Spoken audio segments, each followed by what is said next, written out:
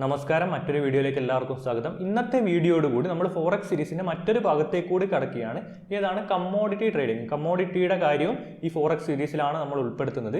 Commodity ട്രേഡിംഗിൽ ഉൾപ്പെട്ട gold ട്രേഡിങ്ങിനെ പറ്റിയിട്ടാണ് നമ്മൾ ഇന്നത്തെ വീഡിയോയിൽ സംസാരിക്കാൻ പോകുന്നത്. ജസ്റ്റ് ബേസിക് ആയിട്ടുള്ള ഒരു ഇൻട്രൊഡക്ഷൻ എന്നുള്ള രീതിയിലുള്ള ജസ്റ്റ് ബേസിക് ആയിട്ടുള്ള കാര്യങ്ങളാണ് ഇന്നത്തെ വീഡിയോയിൽ സംസാരിക്കുന്നത്, ഗോൾഡ് ട്രേഡിങ്ങിനെ പറ്റിയിട്ട്. നമ്മളപ്പോൾ വീഡിയോയിലേക്ക് കടക്കുന്നതിന് മുന്നേ നിങ്ങൾ എൻ്റെ ചാനലിലെ വീഡിയോകൾ ആദ്യമായിട്ട് കാണുകയാണെങ്കിൽ ഈ ചാനലിൽ എന്തൊക്കെയാണ് നമ്മൾ ഡീൽ ചെയ്യുന്നത്? Stock market trading, forex trading, crypto currency related ആയിട്ടുള്ള വീഡിയോകളാണ് ഈ ചാനലിൽ ചെയ്യുന്നത്. അപ്പോൾ നിങ്ങൾ കണ്ടിട്ടില്ലെങ്കിൽ ഐ ബട്ടണിൽ ഓരോ പ്ലേലിസ്റ്റ് ആയിട്ട് നമ്മൾ കൊടുത്തിട്ടുണ്ട്. ആദ്യത്തെ വീഡിയോ മുതൽ തന്നെ കാണാൻ വേണ്ടി ശ്രമിക്കുക. പ്രത്യേകിച്ച് ഈ രണ്ട് സീരീസ്, സ്റ്റോക്ക് മാർക്കറ്റും ഫോറക്സും സീരീസ് ആയിട്ട് കൊണ്ടുപോവുകയാണ്. ആ സീരീസുകൾ രണ്ടും പ്രധാനമായിട്ടും ആദ്യം മുതലേ കാണാൻ വേണ്ടിയിട്ട് ശ്രമിക്കുക. അപ്പോൾ നമുക്ക് ഇന്നത്തെ വീഡിയോയിലേക്ക് വരാം. കാലാകാലങ്ങളായിട്ട് ഒരു കറൻസി എന്നുള്ള രൂപത്തിൽ തന്നെ ഉപയോഗിച്ച് വരുന്ന ഒരു അസറ്റാണ് ഗോൾഡ് എന്നുള്ളത്. ഈ ഗോൾഡ് എന്നുള്ള അസറ്റിന്റെ പ്രത്യേകത എന്താണ്? ലോകത്തിൽ ട്രേഡ് ചെയ്യപ്പെടുന്ന, ഏറ്റവും നന്നായി ട്രേഡ് ചെയ്യപ്പെടുന്ന അസറ്റുകളുടെ കൂട്ടത്തിൽ മുൻപന്തിയിലുള്ളത് ഗോൾഡ് തന്നെയാണ്. തീർച്ചയായിട്ടും ഗോൾഡ് തന്നെയാണ്. അത്രക്ക് പോപ്പുലർ ആണ് ഗോൾഡ്. എന്തുകൊണ്ടാണ് ഇത്രയും ട്രേഡിംഗ് ഒക്കെ നടക്കുന്നത്?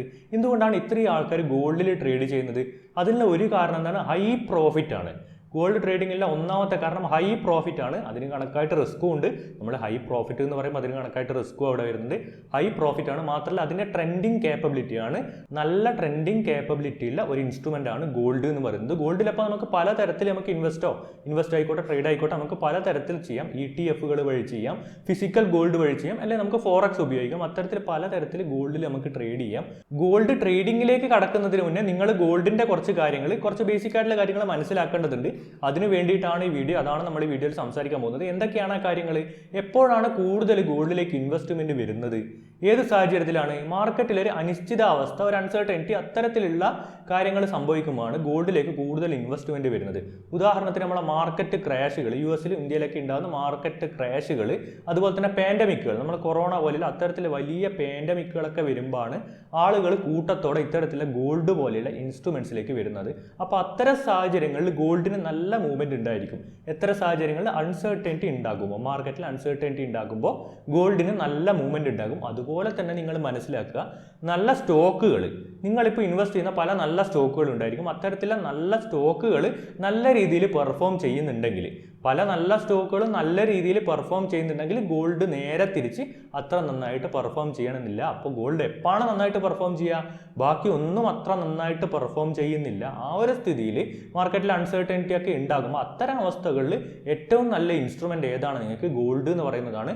ഗോൾഡ് ഏതുമായിട്ട് ബോണ്ട് ചെയ്യപ്പെട്ടിരിക്കുന്നു? അല്ലെങ്കിൽ ഈ ഗോൾഡ് നിങ്ങൾക്ക് ട്രേഡ് ചെയ്യണമെങ്കിൽ ഏതിന്റെ മൂവ്മെന്റ് കൂടി നിങ്ങൾ അറിയണം? US ഡോളറിന്റെ മൂവ്മെന്റ് കൂടി നിങ്ങൾ അറിയണം.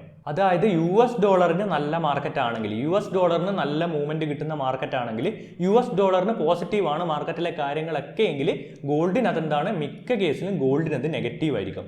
US ഡോളർ നന്നായി പെർഫോം ചെയ്യുന്ന സമയമാണ് മാർക്കറ്റിലെങ്കിൽ മിക്ക കേസുകളിലും, എല്ലാ കേസുകളിലും അല്ല പറയുന്നത്, മിക്ക കേസുകളിലും ഭൂരിഭാഗം അവസരങ്ങളിലും എന്താണ്? ഗോൾഡിന് അത്ര നല്ല ടൈം ആയിരിക്കില്ല. ഗോൾഡ് ഒരിക്കലും നല്ലൊരു ഇൻസ്ട്രുമെന്റ് ആയിരിക്കില്ല ട്രേഡ് ചെയ്യാൻ. അപ്പോൾ US ഡോളറിന് നേരെ ഓപ്പോസിറ്റ് ആണ് ഗോൾഡ് എന്നുള്ള ഒരു ബേസിക് കൺസെപ്റ്റ് അവിടെ വെക്കുക. ഇത് 100% അല്ല, എല്ലാ സാഹചര്യങ്ങളിലും അല്ല. എന്നിരുന്നാലും ബേസിക് ആയിട്ട് അത് നിങ്ങൾ മനസ്സിലാക്കുക. US ഡോളറിന് ഏകദേശം ഓപ്പോസിറ്റ് ആണ് ഗോൾഡിന്റെ ഒരു മൂവ്മെന്റുകളൊക്കെ വരുന്നത്. ഗോൾഡ് നമ്മൾ പ്രധാനമായിട്ടും എന്തിനൊക്കെയാണ് ഉപയോഗിക്കുന്നത്? ഗോൾഡ് എങ്ങനെയാണ്? ആൾക്കാരുടെ ഒരു കാഴ്ചപ്പാട് എന്താണ്? ഈ ഇൻഫ്ലേഷനൊക്കെ എതിരെയുള്ള, ഇൻഫ്ലേഷനൊക്കെ അതിജീവിക്കാനുള്ള ഒരു സേഫ് ആയിട്ടുള്ള ഇൻവെസ്റ്റ്മെന്റ് ആയിട്ടാണ് ആൾക്കാർ ഗോൾഡിനെ കാണുന്നത്. ഗോൾഡ് ട്രേഡ് ചെയ്യുമ്പോൾ ഫണ്ടമെന്റൽ അനാലിസിസിന് പുറമെ നമ്മൾ അറിഞ്ഞിരിക്കേണ്ടത് സെന്റിമെന്റൽ അനാലിസിസ് കൂടിയാണ്. എന്താണ് സെന്റിമെന്റൽ അനാലിസിസ് എന്ന് പറയുന്നത്? നമ്മുടെ റീറ്റെയിൽ ട്രേഡേഴ്സിന്റെ സെന്റിമെന്റും, അത് മാത്രമല്ല ഇൻസ്റ്റിറ്റ്യൂഷണൽ ട്രേഡേഴ്സ്, അത്തരത്തിലുള്ള ആൾക്കാരുടെ ഒരു മാർക്കറ്റ് സെന്റിമെന്റ് കൂടി നിങ്ങൾ മനസ്സിലാക്കണം. ഇത്തരത്തിൽ ഇൻസ്റ്റിറ്റ്യൂഷണൽ ട്രേഡേഴ്സിന്റെ കാര്യം നമ്മൾ എങ്ങനെ മനസ്സിലാക്കും? കഴിഞ്ഞ വീഡിയോകളിൽ, ഫോറക്സിന്റെ കഴിഞ്ഞ വീഡിയോകൾ കണ്ടതുപോലെ തന്നെ COT റിപ്പോർട്ട് ഉപയോഗിച്ചിട്ട് നമുക്ക് ഇത്തരത്തിൽ ഇൻസ്റ്റിറ്റ്യൂഷണൽ ട്രേഡേഴ്സിന്റെ അവരുടെ ഒരു വ്യൂ നമുക്ക് മനസ്സിലാക്കാൻ സാധിക്കും. പ്രൊഡ്യൂസേഴ്സ് ആയിക്കോട്ടെ, പ്രൊസസ്സേഴ്സ് ആയിക്കോട്ടെ, നോൺ കൊമേഴ്ഷ്യൽസ് ആയിക്കോട്ടെ, അത്തരത്തിൽ ഇൻസ്റ്റിറ്റ്യൂഷണൽ ട്രേഡേഴ്സിന്റെ ഒക്കെ ഒരു വ്യൂ നമുക്ക് COT റിപ്പോർട്ടിലൂടെ മനസ്സിലാക്കാൻ വേണ്ടിയിട്ട് സാധിക്കും. അപ്പോൾ COT റിപ്പോർട്ട് ഉപയോഗിച്ച് അത് മനസ്സിലാക്കി കഴിഞ്ഞാൽ നമ്മൾ നേരത്തെ പറഞ്ഞതുപോലെ തന്നെ COT റിപ്പോർട്ടിന്റെ കാര്യത്തിൽ ആ വീഡിയോയിൽ നമ്മൾ പറഞ്ഞതുപോലെ തന്നെ അതിന് കണക്കായിട്ട് നമുക്ക് മാർക്കറ്റിന്റെ ട്രെൻഡ് പ്രവചിക്കാനും അതിന് കണക്കായിട്ട് പൊസിഷൻസ് എടുക്കാനും ഗോൾഡിലും സാധിക്കും. അത് മാത്രമല്ല മറ്റൊരു കാര്യമുള്ളത് റീറ്റെയിൽ ട്രേഡേഴ്സിന്റെ ഒരു സെന്റിമെന്റ് ആണ്. ഇവിടെ നിങ്ങൾ മനസ്സിലാക്കേണ്ട കാര്യം റീറ്റെയിൽ ട്രേഡേഴ്സിൻ്റെ ഒരു സെൻറ്റിമെൻറ്റ് മനസ്സിലാക്കി കഴിഞ്ഞാൽ അതെങ്ങനെയാണ് മനസ്സിലാക്കുക എന്നുള്ളതൊക്കെ വരുന്ന വീഡിയോകളിൽ ഞാൻ കാണിച്ചു തരാം. റീറ്റെയിൽ ട്രേഡേഴ്സിൻ്റെ സാധാരണ റീറ്റെയിൽ ട്രേഡേഴ്സിൻ്റെ സെൻറ്റിമെൻറ്റ് മനസ്സിലാക്കി കഴിഞ്ഞാൽ സാധാരണ നമ്മൾ എന്താണ് ചെയ്യുന്നത്? പല പ്രൊഫഷണൽസും ചെയ്യുന്നൊരു മെത്തേഡാണ് അതിന് ഓപ്പോസിറ്റ് ആയിട്ട് പൊസിഷൻസ് എടുക്കുക എന്നുള്ളത്. റീറ്റെയിൽ ട്രേഡേഴ്സിൻ്റെ പൊസിഷന് ഓപ്പോസിറ്റ് ആയിട്ട് പൊസിഷൻ എടുക്കുക എന്നുള്ളത് പല ട്രേഡേഴ്സും ചെയ്യുന്ന ഒരു സ്ട്രാറ്റജിയാണ്. അത്തരം സ്ട്രാറ്റജികൾ നമ്മൾ ഉപയോഗിക്കുന്നുണ്ട്, വരുന്ന വീഡിയോകളിൽ നമുക്ക് പറയാം. അപ്പോൾ ഈ സെൻറ്റിമെൻ്റൽ അനാലിസിസിൽ പ്രധാനമായിട്ടുള്ളത് COT റിപ്പോർട്ടുകളും ഇത്തരത്തിലുള്ള റീറ്റെയിൽ ട്രേഡേഴ്സിൻ്റെ സെൻറ്റിമെൻറ്റ്സ് മനസ്സിലാക്കലുമാണ്. അതുകൊണ്ട് എന്ത് ചെയ്യുക, നമ്മൾ ഗോൾഡ് ട്രേഡിങ്ങിൻ്റെ ഒക്കെ സ്ട്രാറ്റജി പറയുന്നതിന് മുന്നേ തന്നെ എന്തിനാണ് ഇപ്പോൾ നമ്മൾ ഇതൊക്കെ കമ്പൈൻ ആയിട്ട് ചെയ്യുന്നത്? അതായത് ഫോറക്സ് സീരീസ് തന്നെ ഈ കമ്മോഡിറ്റിൻ്റെ കാര്യമൊക്കെ ഇപ്പോൾ എന്തിനാണ് പറയുന്നത്? നമ്മൾ കറൻസിയുടെ സ്ട്രാറ്റജികളൊന്നും പറഞ്ഞിട്ടില്ല, എന്നിട്ടും അതിന് മുന്നേ എന്തിനാണ് ഈ കമ്മോഡിറ്റിയുടെ കാര്യമൊക്കെ പറയുന്നത്? നമ്മളൊരു സ്ട്രാറ്റജി പറയുമ്പോൾ നമ്മൾ പല സ്ട്രാറ്റജികൾ പറയും. ആ സ്ട്രാറ്റജികൾ എന്താണ്? അത് ഗോൾഡിനും ഇത്തരത്തിലുള്ള കമ്മോഡിറ്റികളിലും കറൻസികളിലും ഒക്കെ ഉപയോഗിക്കാൻ പറ്റുന്നവയായിരിക്കും. അങ്ങനെ ഉള്ളവയുണ്ട്, അങ്ങനെ അല്ലാത്ത സ്പെസിഫിക് ആയിട്ടുള്ള സ്ട്രാറ്റജികളും ഉണ്ട്. പലതും എന്താണ് രണ്ടിലും ഉപയോഗിക്കാൻ പറ്റുന്നവയായിരിക്കും. അപ്പോൾ നിങ്ങൾക്ക് തിരഞ്ഞെടുക്കാൻ പറ്റും. കാരണം എന്താണ്? ചില സാഹചര്യങ്ങളിൽ കറൻസി ആയിരിക്കും നല്ലോണം ട്രേഡ് ചെയ്യാൻ പറ്റുക. നമുക്ക് കറൻസി ട്രേഡ് ചെയ്യുന്നതായിരിക്കും നല്ലത്. ചില സാഹചര്യങ്ങളിൽ കമ്മോഡിറ്റി ട്രേഡ് ചെയ്യുന്നതായിരിക്കും നല്ലത്. ചില സാഹചര്യങ്ങളിൽ സ്റ്റോക്ക് മാർക്കറ്റിൽ ട്രേഡ് ചെയ്യുന്നതായിരിക്കും നല്ലത്. അപ്പോൾ ആ ഒരു സമയത്ത് നിങ്ങൾ സ്ട്രാറ്റജികളൊക്കെ പഠിച്ചു കഴിഞ്ഞാൽ നിങ്ങൾക്ക് ഇത്തരം സാഹചര്യങ്ങൾ നിങ്ങൾക്ക് ഉപയോഗിക്കാൻ പറ്റണം. അതായത് നിങ്ങൾക്ക് കമ്മോഡിറ്റിയിലും ട്രേഡ് ചെയ്യാൻ പറ്റണം, കറൻസിയിലും ട്രേഡ് ചെയ്യാൻ പറ്റണം, സ്റ്റോക്ക് മാർക്കറ്റിലും ട്രേഡ് ചെയ്യാൻ പറ്റണം. അത്തരത്തിൽ ആ സമയങ്ങൾ ഉപയോഗിച്ച് അത്തരത്തിലുള്ള നല്ല സമയങ്ങളിൽ നല്ല ഇൻസ്ട്രുമെൻറ്റ്സിൽ ട്രേഡ് ചെയ്യാൻ പറ്റണം. അതിനാണ് നല്ല നല്ല സ്ട്രാറ്റജികൾ പറയുന്നതിന് മുന്നേ തന്നെ ഇതൊക്കെ ഞാൻ പറഞ്ഞു വെക്കുന്നത്. അതുകൊണ്ട് ഇതൊക്കെ നിങ്ങൾ കൃത്യമായിട്ട് ഫോളോ ചെയ്യുക. ഫണ്ടമെന്റൽ അനാലിസിസിന്റെ കാര്യത്തിൽ എന്താണുള്ളത്? നമ്മൾ നേരത്തെ പറഞ്ഞ US ഡോളർ വീക്ക് ആകുമ്പോൾ ഗോൾഡ് സ്ട്രോങ് ആവുന്നു, US ഡോളർ സ്ട്രോങ് ആകുമ്പോൾ ഗോൾഡ് വീക്ക് ആവുന്നു. അത്തരത്തിലുള്ള കാര്യങ്ങൾ. ഉദാഹരണത്തിന് ഇൻഫ്ലേഷൻ്റെ ഒക്കെ കാര്യം വരുമ്പോൾ എന്താണ്? US ഡോളർ വീക്ക് ആവും, ഗോൾഡ് സ്ട്രോങ് ആവും. US ഡോളർ വീക്ക് ആവും, ഗോൾഡ് സ്ട്രോങ് ആവും. അതുപോലെ തന്നെ ഫെഡറൽ റിസർവിൻ്റെ ഒക്കെ ഇൻട്രസ്റ്റ് റേറ്റ് ഒക്കെ കൂട്ടുന്ന സമയങ്ങളുണ്ട്. നിങ്ങൾക്കറിയാം, ഈ അടുത്ത് തന്നെ ഉണ്ടായിട്ടുണ്ട്, ന്യൂസൊക്കെ ഉണ്ടായിട്ടുണ്ട്. ഇൻട്രസ്റ്റ് റേറ്റ് കൂടുമ്പോൾ എന്താണ്? അത് US ഡോളറിനെ അപേക്ഷിച്ചിടത്തോളം എന്താണ്? അതിന് സ്ട്രെങ്ത് കൊടുക്കുന്ന ഒരു കാര്യമാണ്.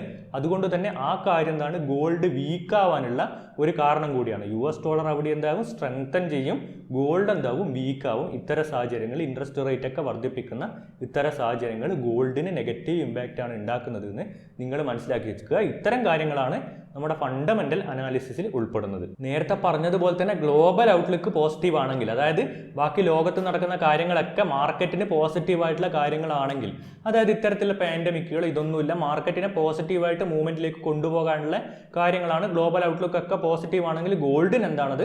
ഗോൾഡിന് ഭൂരിഭാഗ സമയങ്ങളിലും അത് നെഗറ്റീവാണ്. ഗോൾഡിൽ നെഗറ്റീവ് ഇമ്പാക്റ്റ് ആണ് ഉണ്ടാക്കുന്നതെന്ന് ആ ഒരു മൈൻഡ് സെറ്റ് നിങ്ങൾ ഇപ്പോൾ തന്നെ വെക്കുക. കമ്മോഡിറ്റിയുടെ കാര്യത്തിൽ, പ്രത്യേകിച്ച് ഗോൾഡിൻ്റെ കാര്യത്തിൽ ട്രേഡ് ചെയ്യുമ്പോൾ ആ ഒരു മൈൻഡ് സെറ്റ് വെക്കുക. എന്താണ്? ഗ്ലോബൽ ഔട്ട്ലുക്ക് പോസിറ്റീവ് ആണെങ്കിൽ ഗോൾഡിൻ്റെ കാര്യത്തിൽ അത് നെഗറ്റീവ് ഇമ്പാക്റ്റ് ആണ് ഉണ്ടാക്കുന്നത് എന്നുള്ള കാര്യം മനസ്സിൽ വെക്കുക. ഇനി നിങ്ങൾ ട്രേഡിങ്ങിലേക്ക് കടക്കുകയാണെങ്കിൽ നിർബന്ധമായിട്ട് നിങ്ങൾ പാലിക്കേണ്ട ഒരു കാര്യം, പ്രത്യേകിച്ച് ഗോൾഡ് ട്രേഡിങ്ങിൽ നിങ്ങളുടെ റിസ്ക് മാനേജ്മെൻ്റ് ആണ്. റിസ്ക് മാനേജ്മെൻറ്റ് കാരണം എന്താണ്?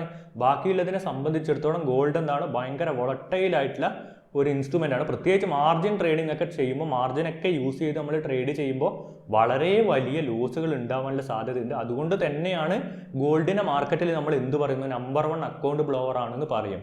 എന്തുകൊണ്ടാണ്? അക്കൗണ്ട് കാലിയാവാൻ, നമ്മുടെ അക്കൗണ്ട് കാലിയാവാൻ, ഏറ്റവും പെട്ടെന്ന് നമ്മുടെ അക്കൗണ്ട് കാലിയാവാൻ വേണ്ടിയിട്ടുള്ള കാരണം എന്താണ്?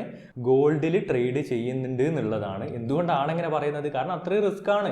തീർച്ചയായിട്ടും അത്രയും പ്രോഫിറ്റ് നിങ്ങൾക്ക് കിട്ടും, അത്രയും റിസ്ക്കുമാണ്. അതുകൊണ്ട് നിങ്ങളുടെ റിസ്ക് മാനേജ്മെൻറ്റ് കറക്റ്റ് അല്ലെങ്കിൽ ഗോൾഡിൽ നിങ്ങൾ ഒരു സ്ട്രാറ്റജിയും വർക്ക് ചെയ്യില്ല. ഗോൾഡിൽ നിങ്ങൾക്ക് ഒരിക്കലും പ്രോഫിറ്റ് ഉണ്ടാക്കാൻ സാധിക്കില്ല. അതുകൊണ്ട് നല്ല റിസ്ക് മാനേജ്മെൻറ്റ് ഉണ്ടായിരിക്കണം. തീർച്ചയായിട്ടും ഈ റിസ്ക് മാനേജിൻ്റെ കാര്യമൊക്കെ നമ്മൾ സംസാരിക്കും. എങ്ങനെ മാനേജ് ചെയ്യും, എത്രയൊക്കെ സ്റ്റോപ്പ് ലോസ് ഒക്കെ വെച്ച് എങ്ങനെയൊക്കെ മാനേജ് ചെയ്യുന്നൊക്കെ നമുക്ക് വരുന്ന വീഡിയോകൾ നമുക്ക് സംസാരിക്കാം. ഈ റിസ്ക് മാനേജ്മെൻറ്റ് ഇമ്പോർട്ടൻ്റ് ആണെന്ന് നിങ്ങൾ തൽക്കാലം ബേസിക്കായിട്ട് മനസ്സിലാക്കി വെക്കുക. അപ്പോൾ ഈ റിസ്ക് മാനേജ്മെൻറ്റിൻ്റെ കാര്യം പറയുമ്പോൾ സാധാരണ ബേസിക്കായിട്ട് ഉപയോഗിക്കുന്ന ഒരു മാത്തമാറ്റിക്സ് ഉണ്ട്, ഒരു ബേസിക്കായിട്ട് ഉപയോഗിക്കുന്ന ഒരു കാര്യമുണ്ട്. എന്താണത്? നിങ്ങളിപ്പോൾ 1% ആണ് റിസ്ക് വെക്കുന്നതെങ്കിൽ, 1% റിസ്ക് വെച്ചിട്ടാണ് നിങ്ങൾ ട്രേഡ് ചെയ്യുന്നത്. എത്ര നിങ്ങൾ ട്രേഡ് ചെയ്യുന്നു? 0.01 ലോട്ട് നിങ്ങൾ ട്രേഡ് ചെയ്യുന്നു. 0.01 ലോട്ട് നിങ്ങൾ 1% റിസ്ക് വെച്ചിട്ടാണ് ട്രേഡ് ചെയ്യുന്നതെങ്കിൽ ഗോൾഡിൻ്റെ കാര്യത്തിൽ മിനിമം നിങ്ങളുടെ അക്കൗണ്ടിൽ നിങ്ങൾ എത്ര മെയിൻറ്റെയിൻ ചെയ്തിരിക്കണം? $500 എങ്കിലും മെയിൻറ്റെയിൻ ചെയ്തിരിക്കണം. 1% റിസ്ക് വെച്ച് 0.01 ലോട്ട് ട്രേഡ് ചെയ്യണമെങ്കിൽ നിങ്ങൾക്ക് ആ റിസ്ക് നിങ്ങൾക്ക് മെയിൻറ്റെയിൻ ചെയ്യണമെങ്കിൽ, 1% റിസ്ക് നിങ്ങൾക്ക് മെയിൻറ്റെയിൻ ചെയ്ത് കൊണ്ടുപോകണമെങ്കിൽ നിങ്ങൾ എത്ര അക്കൗണ്ട് ബാലൻസ് കീപ്പ് ചെയ്യണം? $500 എങ്കിലും കീപ്പ് ചെയ്തിരിക്കണം. ഒരു ബേസിക് ആയിട്ടുള്ള കണക്കാണ്. ഗോൾഡ് ട്രേഡിങ്ങിൻ്റെ കാര്യത്തിൽ ബേസിക് ആയിട്ടുള്ള കണക്കാണ്. ഇൻഡെപ്ത് ആയിട്ടുള്ള കാര്യങ്ങളൊക്കെ നമ്മൾ വീഡിയോകളിൽ സംസാരിക്കും.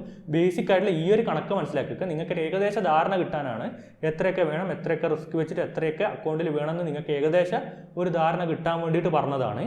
അതുപോലെ തന്നെ നമ്മുടെ സെൻട്രൽ ബാങ്കുകളൊക്കെ ഗോൾഡിൻ്റെ ശേഖരം കൂട്ടുകയാണെങ്കിൽ അതൊരു ചെറിയ ഒരു സമയത്തേക്കെങ്കിലും ഒരു ഷോർട്ട് ടേമിലേക്കെങ്കിലും ഗോൾഡിന് എന്താണ് പോസിറ്റീവായിട്ടുള്ള കാര്യമാണ്. അതുകൊണ്ട് ഗോൾഡ് ഒരു അപ് ട്രെൻഡ് കാണിക്കും. ഷോർട്ട് ടേമിലേക്കായിരിക്കും തീർച്ചയായിട്ടും. ലോങ് ടേമിലേക്ക് അപ് ട്രെൻഡ് കാണിക്കാനുള്ള ഒരു കാരണമല്ല ഇത്. ഷോർട്ട് ടേമിലേക്ക് ഒരു അപ് ട്രെൻഡ് കാണിക്കും. ആ കാര്യം നിങ്ങൾ മൈൻഡിൽ വെക്കുക.